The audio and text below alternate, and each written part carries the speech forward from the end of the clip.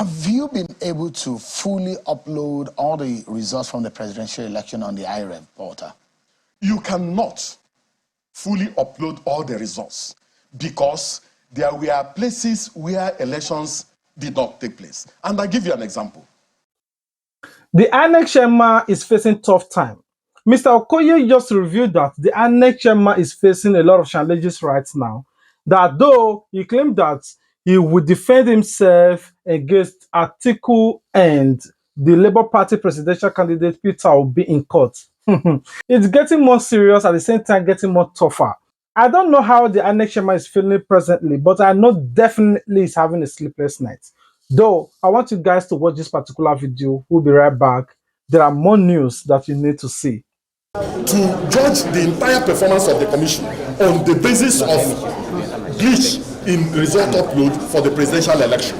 You heard the European mission say, the European Observation Mission, say that there were substantial and significant and fundamental improvements in the conduct of the governorship and state assembly elections.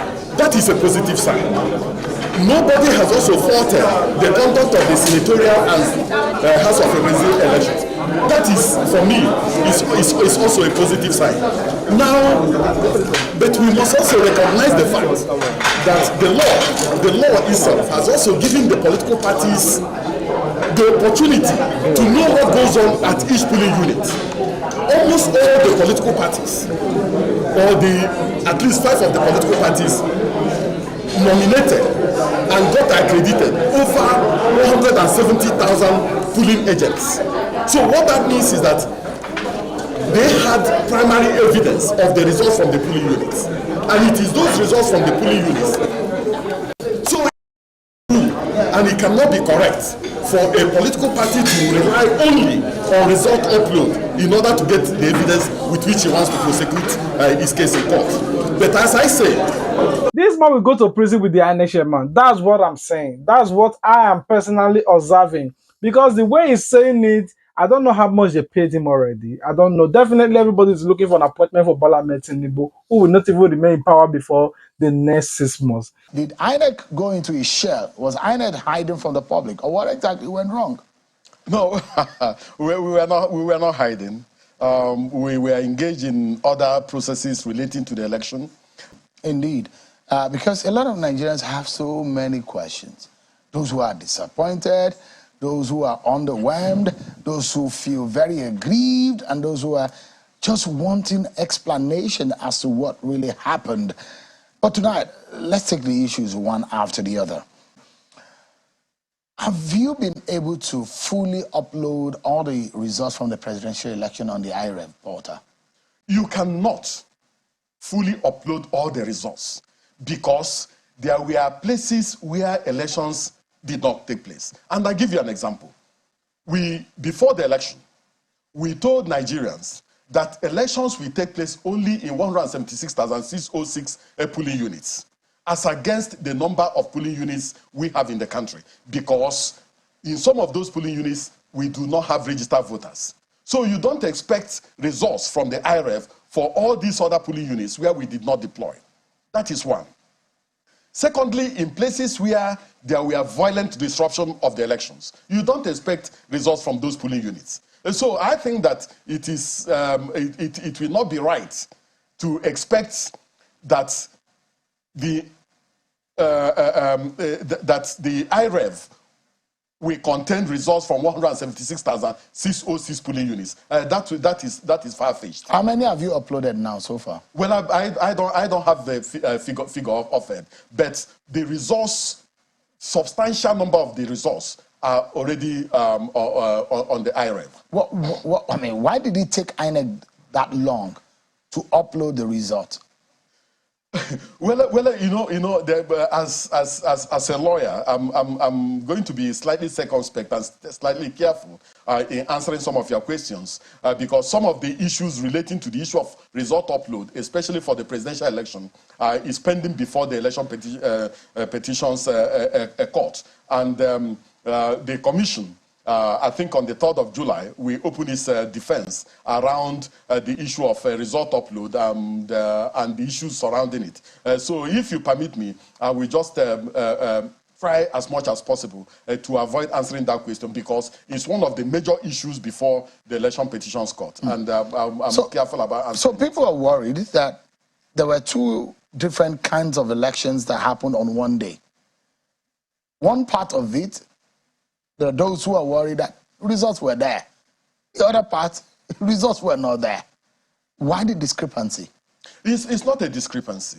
We explained to Nigerians that there were challenges with uploading the presidential election results. And I'm using the word challenges as a layman's way of trying to explain what happened.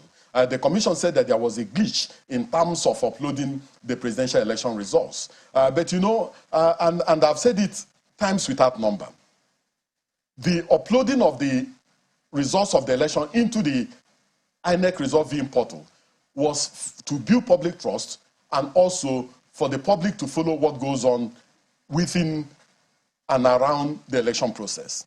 But as you know, and as I know, the law, the Electoral Act 2022, gives every registered political party the opportunity to nominate polling agents, or what in popular parlance we call party agents, to be its eyes within the various polling units. And most of the political parties did nominate their polling agents. In fact, 3 of the political parties nominated over 176,000 polling agents. One of them nominated around 134,000 polling agents. So what that means is that each political party had the primary evidence at the level of the polling unit of those results. So I find it slightly difficult to understand why almost all the political parties are relying only on results uploaded to the various polling units when they apply to the commission and the commission accredited over 176,000 polling agents for each political party. But you made the promise that you were going to put it there. Yes. You were the one who said IREF is going to work. Yes. It's worked in Osun, it worked in Ondo, and you said, I mean Ekiti rather, and you said it's going to work. But you reneged on your promise. No. Or you failed on your promise. No, nobody has said that it did not work. The result, you said it yourself, the results for the senatorial election was uploaded. That of the House of Representatives election was uploaded. Governorship election was uploaded. State Assembly elections were uploaded. And it is only in the uploading of the presidential election results that we had a glitch. And we explained to Nigerians that this was exactly what happened. So it is not... No, you have not explained to Nigerians what happened. We did. No, what did you say happened? We said there was a glitch in terms of uploading of the presidential election results. What's the nature of the glitch? You know... was it an issue of network or hosts issues, or what exactly is it? Is it a hardware problem, or the domain where you had your server or your porter domicile that was the problem? You see, if you drag me into a digital and technological issue, I'll get lost because I'm fundamentally a lawyer. So, as far as I'm concerned, there were challenges with uploading of the presidential election results. That issue of uploading, whether it was a hardware issue, whether it was a software matter, is already before the presidential election petition court, and I will not go into that. Moreover, my knowledge of technology is very, very limited. So if you drag me into technological related issues, I will just get lost in the process. So this is it. It might not be your expertise. Yes. But because this is an engagement that you had with Nigeria, a promise you made to Nigerians, this is Inec, the destiny of Nigerians and the Nigerian people's hopes and aspirations about a process which they believe Inec was going to be transparent and come straight to them. So if there was somebody who was responsible who failed in his duties, or if it was a machine problem or it's a human error, what failed? Is it human or machine? Well, as an individual, I will have an opportunity of understanding the intricacies of what happened the moment we begin our own internal review process. And also the moment we also begin the external review process. So INEC does not know now what really happened? I've told you what I know. No, the point is, sir, yes. and I know, yes. If they take light in this building right now, it could be a generator or from the source.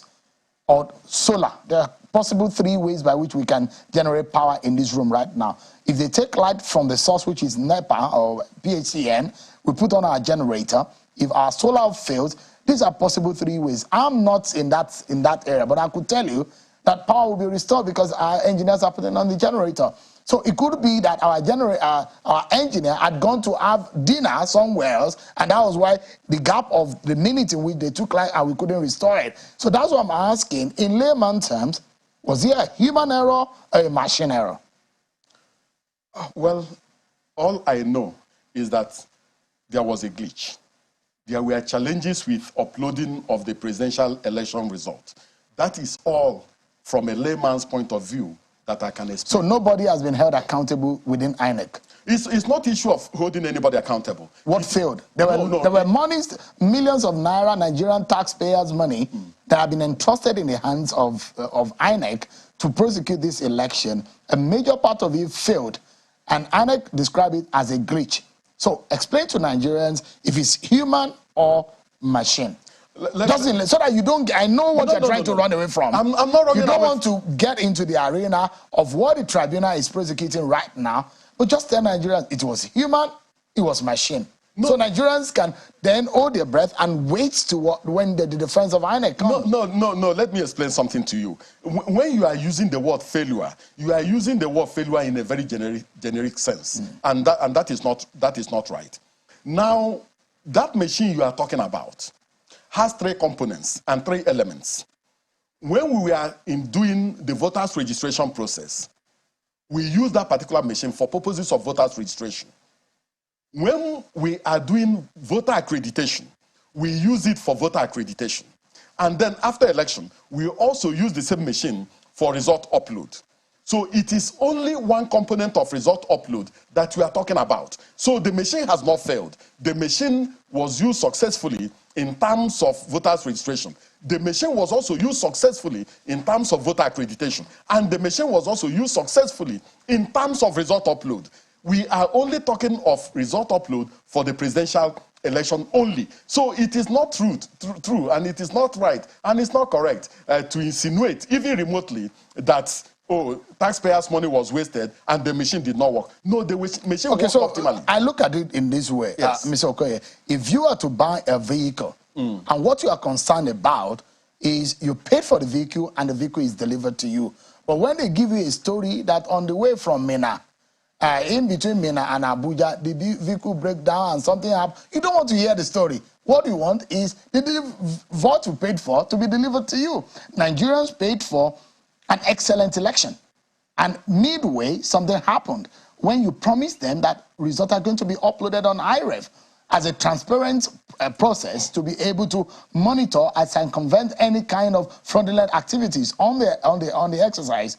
But then it happened on 2 of the 3 elections. On 1, it did not happen.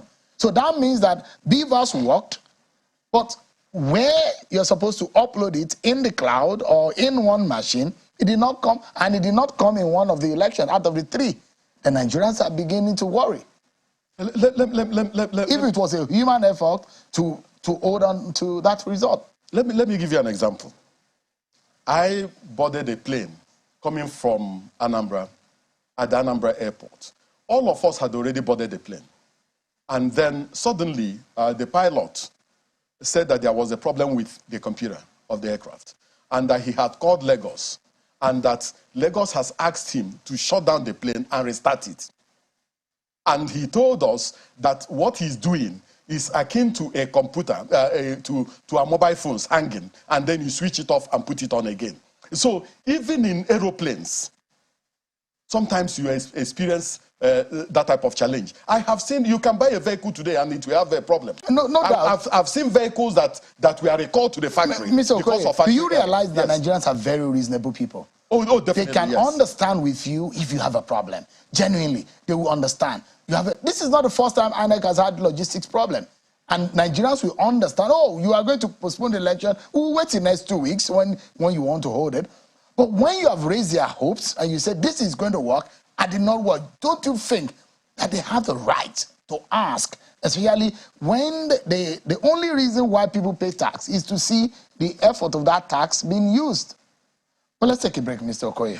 When we come back, there are a few more. We look at what you're going to be doing in making the elections, 3 of them that you have in the next few months, better, just to make our democracy and electoral process improve on it and make it better. We take a break, and when we come back, Mr. Okoye is still with us. The masquerade is out of... We'll be right back, everyone. Join us again. Remember, after they paid Inec over 200 billion to get the electoral materials to prepare for the 2023 elections, it was so buoyant to address the nation, to address the parliament, that the beavers are here to stay, the transmission of results is here to stay, and all that. Let me not just talk too much. Watch it. We'll be right back. This is the reason why we are giving you this particular. Be assured that the beavers has come to stay. Electronic transmission of results has come to stay. Public display of polling unit results through IREV has come to stay. And for standing by Inec in our shared commitment to credible elections in Nigeria. As a commission, we have no illusion that it is going to be easy to root out the negative influence of money on our elections, but we are determined to tackle the problem. We fully realize that today's initiative will not go down well with people who may not be committed to the growth of our electoral system and the consolidation of our democracy. We expect them to fight back. This same man, after all these things that is said in this particular video, is now the same man telling you that we could not transmit results, that we could not even use the beavers, that this election is this, that they could not even manage the data, that the data automatically deletes, that this, that. Nigerians, you guys need to wake up. Mr. Okoye, you look at the IREV, and I'd like to ask you one last question on this issue of IREV, and maybe we can look at it again and perhaps maybe a big lesson. So if you say you cannot tell us specifically what went wrong, and I'd like to ask you whether it was human or machine error, but you say you are not able to tell us. But is it the same process if it did not work well for the presidential election? Is it the same one you're using for the 3 elections you're planning for? Or you've changed it? No. You agreed that in terms of result upload, that it worked for the senatorial election, it worked for the House of Representative elections, it worked for the governorship election, and it worked for the State Assembly election. So in 4 out of 5, it worked well. So it will not be correct to say that, the issue of using the beavers for a result upload failed. No. So what we are going to do is that since from the 4th of July, we are going to begin our own internal review with our resident electoral commissioners. And then thereafter, the chairman of the commission will outline the dates and the processes and procedures for the other reviews involving our electoral officers, involving collation officers, involving collation and returning officers, involving selected presiding officers, and also involving the external stakeholders, political parties, civil society groups and organizations, and others. All these things will be put in a basket, and we will have a very clear understanding, especially from the experts, on what exactly went because, wrong. I mean, as the CEO of the commission, the Inec chairman, heads are not rolling in the IT department, where billions of naira have been committed into their hands. I mean, for that standard of election, this is not a governorship election, not a standalone election. This was the big stage. And something as huge as that embarrassed the nation, embarrassed the commission. Well, and heads are not rolling. Nobody is being punished. No. You don't begin punishment on the basis of emotion and also on the basis of assumption. You must begin punishment on the basis of clear understanding of what has transpired. So, but election held since February. And that, Mr. Okoye, and that clear we are in June right now. We are entering into July. That is true. If it was a private sector interest, would you have waited this long to find out what happened? The commission is not a private sector interest. Your organization would have collapsed on itself. The commission if you have not taken it. So INEC has not really taken any steps since then. It's not true. Does the commission need the nation's trust in the way and manner he carried out his work? Exactly, and that is why we are going to begin our own internal review process. And you know, for this presidential election, for the 2023 general election, the commission deployed over 1.5 million ad hoc staff. Over 1.5 million. But just okay, we're not talking about ad hoc staff. We're talking about your server, your machine that deployed, that hosts the whatever. The beavers wasn't the problem. It was where the results are that Nigerians could view. That was the bone of contention. And so there are people who were in charge. There are people who were manning it. Yes. What did you tell them? You were in the situation room. Did you scold them? Did you query them? Did you suspend anybody? No. I cannot disclose to you what happened in the situation room when this issue arose. When this issue arose, those of us who are not vast in technology tried to understand what was going on. And we were sure that it will be rectified in a short while. And then it went on and on. Things spilled out of hand and so on and so forth. For several weeks. Not for several weeks. And we had to issue a statement. So that, for me, is what I know as at now. Okay. The moment we conclude our internal review, we will be in a position to have a holistic understanding of what transpired. And then if sanctions have to be applied, if heads have to roll, definitely that will be done. Let me take you quickly away. There are issues in Sokoto, Adamawa State, and you commissioned come out in what some Nigerians applauded, that, look, for a moment, INEC is calling out those who are trying to subvert the process. You add a question mark on the activities of the Sokoto wreck, on the Adamawa wreck. What is the position now? Where is the issue of the Adamawa wreck and the Sokoto wreck? Well, in terms of the issue of the Adamawa wreck, you are aware that the President of the Federal Republic of Nigeria suspended him before he exited office. And you're also aware that the Nigerian police force invited him to come and offer explanation relating to what has happened. I am aware that the police has concluded this investigation, and I'm aware that in the next few weeks, Nigerians will be informed of what has happened and what will happen. Yes. INEC is one of the complainants, or is it? No, under the law, it is the responsibility under the law, it is the responsibility of the Independent National Electoral Commission to prosecute him if a prima facie case has been made out against him. Do you have enough to prosecute the matter? Yes. Has that been passed on to the INEC? It's a possibility. Has it been passed on? I mean, is that a yes or no? It's a possibility. No, possibility is whether or not has the investigation report been passed on to INEC? You know, you see, there has been some level of interface between the Nigerian police force and the Independent National Electoral Commission. And in some of the processes leading to the investigation, the commission was involved in some of those processes and procedures. And I'm aware that that very soon the commission will take action relating to the Adamawa. Yes. What about the Sokoto wreck and other people? You said some senior staff of INEC are found wanting in their duties. Are we open to hear some disciplinary action on these persons? Maybe administrative. You know, it's the resident electoral commissioner for Sokoto State and also the resident electoral commissioner for Abia State are not on their duty posts as at now. Very soon, the commission will take a position relating to what happens to them. And I'm sure that the moment the commission takes a position, it will be communicated to Nigerians. So the issue around the Sokoto wreck and the issue around the Abia wreck are completely different from issues surrounding the resident electoral commissioner for Adamawa State. So they are completely different. But in terms of these two resident electoral commissioners, very soon the commission will take a position, and then Nigerians will be informed of the position of the commission. Let me allow you to respond to what the European Union said. 6 areas they highlighted.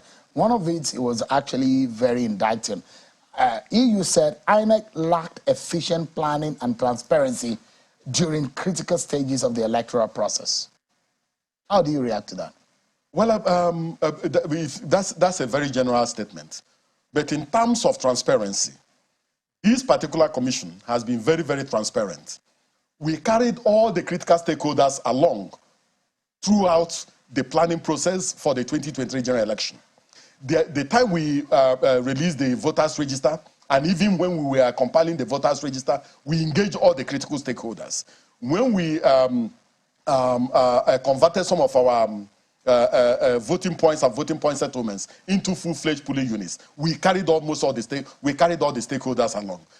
The moment we were planning for the elections, we carried all the stakeholders along. So we were very, very transparent in terms of our engagement with the critical stakeholders. And we planned, and we also planned well. And let me make this point, that one, the European Union, if you look at their statement, they made it very clear that the election was conducted in an environment that was volatile and challenging. And that environment entailed, one, that there were security challenges in so many parts of the country. Two, that some of our Inec facilities were burned down, and we had to repair those facilities in a very emergency fashion.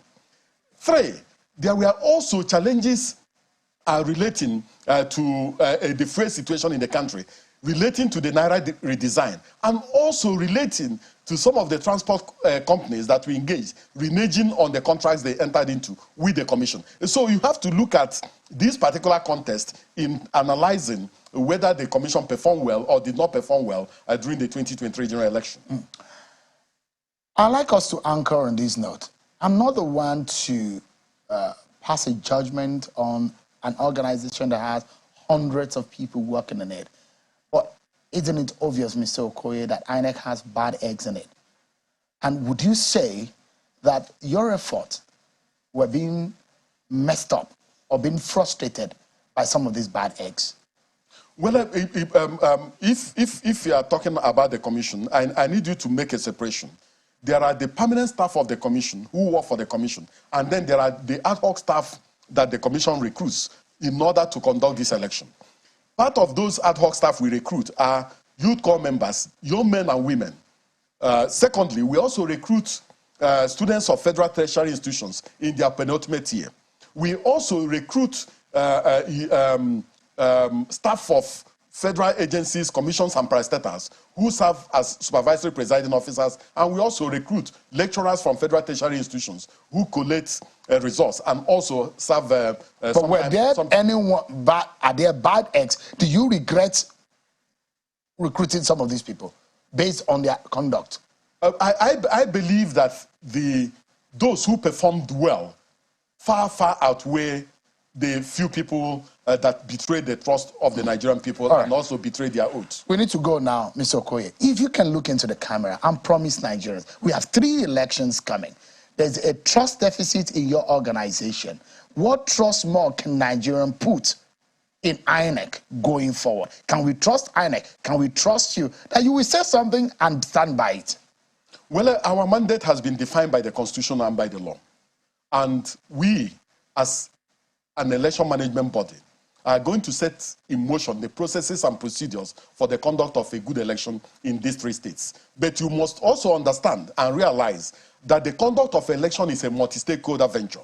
It involves the commission, it involves the security agencies, it involves the political parties, it involves the media, it involves civil society groups. Oh, you at Inec, that's what we are talking about. Do you promise Nigerians that you will stand by what you promised them, that you will not underperform and under-deliver? No, we are going to perform, and we are going to perform optimally. All right. Yes. But you under-delivered in 2023. No, Do you agree? No. The positives arising from the 2023 general election far outweighs. You were overwhelmed by some of the circumstances. No. There were just few challenges with the election. But in terms of performance, the commission performed well, and we are proud of our performance. Mr. Festus Okoye, thank you so much indeed. Nigerians have their eyes on the commission, and we were hoping that you will get your trust back and be able to work again with Nigerians with your shoulder high and your heads up. Thank you so much indeed for your time tonight. Thank you so much. I appreciate it. This particular man, Festus Okoye, who saw me putting on white but want to convince the entire viewers that This shirt is black because there is a black microphone here. Oh, don't look at the white. This man is a terrible liar. He's so gullible and defensive and using more lie to defend himself. Anyway, what do you guys think about Festus Okoye? I want to hear from you in the comment section. But there is a question I want to ask some of you guys that are saying, let's leave Bola Ahmed Tinubu to rule because he already won. There is no need, there is no doubt that we should just let him be. Now, there is a question. Please, let's assume that you purchase a car and this car belongs to you. Somebody hijacked your car, meaning he stole your car. Started using it to do Uber, like using it to do taxi, to feed himself and his family. Now you found the person that stole your car. You try to take this person to the police station or drag your car with him. Now people are saying, leave him now. Can't you see he's using the car to feed his family? Now you don't have a car anymore. This is the only car that you have. Now people are saying, no, leave him. He's using this car. Did you see him doing buga with the car? He's feeding his family with this car. Leave him. What will he do? That is the same situation Peter Obi is right now because he won the election. Somebody has stole his mandate. Now the person is trying to tell Nigeria that I will make good use of what I stole. There's nobody that stole power that want to make good use of the power. We all have witnessed it in the past years, and now you're telling me let's leave Tinubu. Tinubu will do a great job. If he won legitimately, just let's leave him to rule because we voted him. Let's leave him to do the rightful thing that he hoped to do. Now, Tinubu stole people's mandate, is appointed this, appointed that, appointed this. Let's not be distracted. Remember, after this petition is over, we will know who is real Bola Ahmed Tinubu and his intention and ambition towards Nigeria. We all have been seeing the sense of it all, how he's pointing fingers towards the southeast, at the same time pointing fingers towards the Christian. And these are the only two regions and religions that did not vote for him. It's going to be tough. Yakubu Mamandu, that man is going to prison. Nothing. Either now, 5 years' time, 8 years' time, that man will certainly go to prison. Nothing is stopping him. But that of Bola Ahmed Tinubu, there is nothing that will stop him from not stepping down except the judicial decided to turn a blind eye. That is my own personal take.